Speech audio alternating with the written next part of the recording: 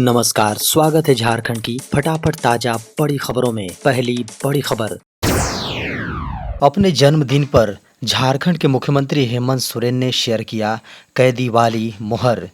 झारखंड के सीएम हेमंत सोरेन ने शनिवार को अपने जन्मदिन के मौके पर अपने हाथ पर कैदी वाली मुहर वाली एक पोस्ट शेयर की और इसे लोकतंत्र में मौजूदा चुनौतियों का प्रतीक बताया। खबर है कि उन्होंने कहा, जब उन्हें जेल से रिहा किया गया तो उनके हाथ पर जेल अधिकारियों द्वारा मुहर लगाई गई। मुख्यमंत्री ने सोशल मीडिया पोस्ट में लिखा, आज मेरे जन्मदिन के अवसर पर पिछले एक साल की यादें मेरे दिल में अंकित हो गई हैं। वह कैदी की मुहर है जो जेल से रिहा होने पर मेरे हाथ पर लगाई गई थी। यह निशान सिर्फ मेरा नहीं है, यह हमारे लोकतंत्र की मौजूदा चुनौतियों का प्रतीक है। बता दें कि हाईकोर्ट द्वारा भूमि घोटाले से जुड़े धन शोधन मामले में जमानत दिए जाने के बाद सोरेन को 28 जून को रांची की बिरसा मुंडा जेल से रिहा कर दिया गया था। झारखंड को केंद्र सरकार की बड़ी सौगात, बुरामारा चाकुलिया रेल परियोजना को मिली मंजूरी। झारखंड को केंद्र सरकार ने बड़ी सौगात दी है। खबर है कि पीएम मोदी की अध्यक्षता में शुक्रवार को हुई कैबिनेट की मीटिंग में बुरामारा चाकुलिया रेल परियोजना को मंजूरी दी गई है। बता दें कि इस रेल परियोजना पर 1639 करोड़ रुपए खर्च होंगे। बता दें कि आर्थिक मामलों की कैबिनेट समिति ने बुरामारा चाकुलिया रेल परियोजना समेत 8 नई रेल परियोजनाओं को मंजूरी दी है। बता दें कि 59.96 किलोमीटर लंबी रेल लाइन पूर्वी सिंहभूम, झाड़ग्राम और मयूरभंज झारखंड, पश्चिम बंगाल और उड़ीसा को जोड़ेगी। साथ ही यात्रियों को आवागमन में सहूलियत होगी। रेल लाइन तैयार होने से रेलवे की ढुलाई क्षमता भी बढ़ेगी। शनिवार को राहुल गांधी ने झारखंड के मुख्यमंत्री हेमंत सोरेन को दी जन्मदिन की बधाई। लोकसभा में नेता प्रतिपक्ष राहुल गांधी ने शनिवार को झारखंड के सीएम हेमंत सोरेन को जन्मदिन की शुभकामनाएं दी और कहा कि विपक्षी गठबंधन Indian national developmental inclusive alliance यानी इंडिया गरीबों, वंचितों एवं आदिवासियों के हक की लड़ाई लड़ेगा तथा जीतेगा। राहुल गांधी ने एक्स पर एक पोस्ट में कहा, झारखंड के सीएम हेमंत सोरेन को जन्मदिन की हार्दिक बधाई और शुभकामनाएं। देश के गरीबों, वंचितों और आदिवासियों के हक की लड़ाई और उन पर होने वाले हर अन्याय के खिलाफ इंडिया डटकर लड़ेगा और जीतेगा। बता दें कि कांग्रेस अध्यक्ष मल्लिकार्जुन खड़गे ने भी मुख्यमंत्री हेमंत सोरेन को जन्मदिन की बधाई दी। बांग्लादेश में फिर छात्रों का बवाल, भागे सुप्रीम कोर्ट चीफ जस्टिस, दिया इस्तीफा। नोबेल पुरस्कार विजेता मोहम्मद यूनुस को मुख्य सलाहकार नियुक्त करने के बाद भी बांग्लादेश में अशांति का माहौल है। ताज़ा घटनाक्रम में छात्रों ने चीफ जस्टिस के इस्तीफे की मांग को लेकर विरोध प्रदर्शन किया और सुप्रीम कोर्ट को घेर लिया। इसके बाद चीफ जस्टिस उबैदुल हसन ने सुप्रीम कोर्ट से भागने के बाद इस्तीफा दे दिया।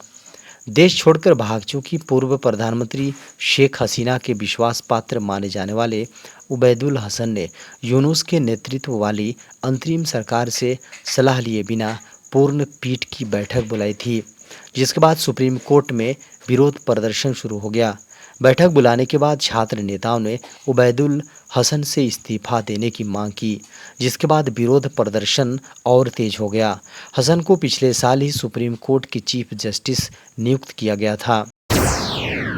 झारखंड में 11 और 12 अगस्त को सामान्य रहेगा मॉनसून। झारखंड में 11 और 12 अगस्त को मौसम सामान्य रहेगा। बता दें कि 13 अगस्त को एक बार फिर मौसम बदल सकता है। खबर है कि झारखंड के उत्तरी भागों में कहीं-कहीं भारी बारिश होने की संभावना है। बता दें कि झारखंड की राजधानी रांची में 15 अगस्त तक रोजाना हल्के से मध्यम दर्जे की बारिश को लेकर अलर्ट जारी की गई है। बता दें कि कहीं-कहीं वज्रपात होने की भी संभावना जताई गई है। वहीं दूसरी ओर कोल्हान के 4 जिले पूर्वी सिंहभूम, पश्चिमी सिंहभूम, सरायकेला खरसावां और सिमडेगा में शुक्रवार को अच्छी बारिश हुई। बता दें कि तेज बारिश के कारण से एमजीएम थाना इलाके में सड़क हादसा हो गया। बता दें कि वहीं लगातार हुई बारिश के कारण से स्वर्ण रेखा नदी पर बने चांडिल डैम का जलस्तर लगातार बढ़ रहा है। बता दें कि इसके कारण से डैम से फाटक खोलकर पानी निकाला गया। आज किसानों को पीएम मोदी देंगे बड़ी सौगात, जारी करेंगे अधिक उपज देने वाली 61 फसलों की 109 किस्में। प्रधानमंत्री नरेंद्र मोदी रविवार यानी आज देश के किसानों को बड़ी सौगात देने जा रहे हैं। बता दें कि नई दिल्ली स्थित भारतीय कृषि एवं अनुसंधान संस्थान केंद्र में ज़्यादा उपज देने वाली 109 से ज़्यादा फसलों की किस्में जारी करेंगे। बता दें कि जो न सिर्फ जलवायु अनुकूलन होंगे बल्कि बायोफोर्टिफाइड किस्म के भी होंगे। इस कार्यक्रम के दौरान पीएम किसानों और वैज्ञानिकों के साथ संवाद भी करेंगे, जिसमें वे कृषि के क्षेत्र में नए अनुसंधानों और प्रगतिशील टेक्नोलॉजी पर चर्चा करेंगे। बता दें कि प्रधानमंत्री द्वारा जारी की जाने वाली इन 109 किस्में जो 61 अलग अलग फसलें शामिल हैं, इनमें से 34 किस्में फील्ड क्रॉप्स की हैं और 27 किस्में बागवानी फसलों की हैं। फील्ड क्रॉप्स में बाजरा, चारा फसलें, तिलहन, दलहन, गन्ना, कपास, फाइबर और अन्य संभावित फसलों के विभिन्न प्रकार के बीजों को शामिल किया गया है। बैंकिंग कानूनों में होगा बड़ा बदलाव, वित्त मंत्री ला रही ये नियम। केंद्रीय वित्त मंत्री निर्मला सीतारमण ने कहा है कि हम बैंकिंग कानून संशोधन ला रहे हैं। संशोधन अधिनियम लाने के कई कारण हैं। यह कुछ समय से लंबित था और इसका लंबे समय से इंतजार किया जा रहा था। सहकारी क्षेत्र के बैंकिंग के संबंध में इसमें कुछ पुनर्गठन भी किए गए हैं। इसमें नॉमिनेशन संबंधी नियम में बदलाव मुख्य है। यह बैंकिंग कस्टमर्स के लिए बेहद खास कदम होगा। वित्त मंत्री ने कहा कि नॉमिनी का विकल्प कस्टमर्स के लिए होना महत्वपूर्ण है। जी हाँ, महत्वपूर्ण है और यह सुनिश्चित करना है कि बाद में नामांकित व्यक्ति को अपने सही अमाउंट का दावा करने में कोई परेशानी नहीं हो। केंद्रीय वित्त मंत्री निर्मला सीतारमण ने शुक्रवार को लोकसभा में बैंकिंग नियमों में बदलाव से जुड़ा बैंकिंग विनियमन संशोधन विधेयक 2024 पेश किया। इसका उद्देश्य भारतीय रिजर्व बैंक अधिनियम, बैंकिंग रेगुलेशन अमेंडमेंट और भारतीय स्टेट बैंक यानी एसबीआई अधिनियम में संशोधन करना है। वित्त मंत्री की ओर से पेश इस बैंकिंग कानून संशोधन विधेयक 2024 में हर बैंक अकाउंट में नॉमिनी व्यक्तियों के विकल्प को मौजूदा 1 से बढ़ाकर 4 करने का प्रावधान है। इस विधेयक में पत्नी, पति या माता पिता के अलावा भाई बहन को भी नॉमिनी बनाने का विकल्प मिलेगी। इसे पिछले सप्ताह केंद्रीय मंत्रिमंडल ने मंजूरी दी थी। वायनाड के प्रभावित इलाकों के हवाई सर्वेक्षण के बाद पीएम मोदी का बड़ा आश्वासन।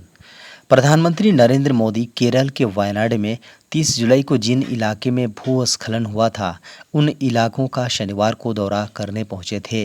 प्रभावित इलाकों का हवाई सर्वेक्षण करने और पीड़ितों से मुलाकात के बाद प्रधानमंत्री ने मदद को लेकर बड़ा आश्वासन दिया है। प्रधानमंत्री ने कहा कि भारत सरकार और देश इस संकट में यहाँ के पीड़ितों के साथ है। मैं विश्वास दिलाता हूँ सभी पीड़ितों और उनके परिजनों को, हम सब इस संकट में उनके साथ हैं। प्रधानमंत्री ने कहा सरकार में नीति नियमों के तहत सहायता राशि दी गई है। हम और भी राशि देने की कवायद करेंगे। बहुत ही उदारता पूर्वक सभी समस्याओं के समाधान के लिए केरल सरकार के साथ भारत सरकार खड़ी रहेगी। जिन्होंने अपनों को खोया है, उनके लिए एक लंबे समय तक की योजना बनाने का निर्णय लिया है। पीएम मोदी ने कहा कि 1979 में जब गुजरात के मोरबी में बारिश के बाद डैम नष्ट हुआ था और उसका सारा पानी शहर में घुस गया था, 2500 से ज़्यादा लोग इससे प्रभावित हुए थे। उस समय मैंने वॉलंटियर के रूप में कार्य किया था और मैं ऐसी आपदा की परिस्थिति को भली भांति जानता हूँ। मुसीबत की इस घड़ी में केंद्र सरकार केरल के साथ है। अब फिक्स टाइम पर खुद ही रुक जाएगी यूट्यूब वीडियो। गूगल के दुनिया भर में लाखों यूजर्स हैं जो इसकी अलग अलग सेवाओं का इस्तेमाल करते हैं। इन सुविधाओं को यूजर्स को ध्यान में रखकर डिज़ाइन किया गया है। यूट्यूब भी इन्हीं सेवाओं में से एक है जो अपने ग्राहकों को बेहतर अनुभव देने के लिए लगातार नए-नए फीचर लाता रहता है। इसी क्रम को जारी रखते हुए यूट्यूब ने एक नए फीचर की टेस्टिंग शुरू कर दी है। यूट्यूब स्लीप टाइमर नाम से एक फीचर लाने की तैयारी कर रहा है जो एक नया एक्सपेरिमेंटल फीचर है और सीमित अवधि के लिए उपलब्ध है। इस टेस्टिंग के आधार पर कंपनी बाद में इसे सभी यूजर्स के लिए उपलब्ध करा सकती है।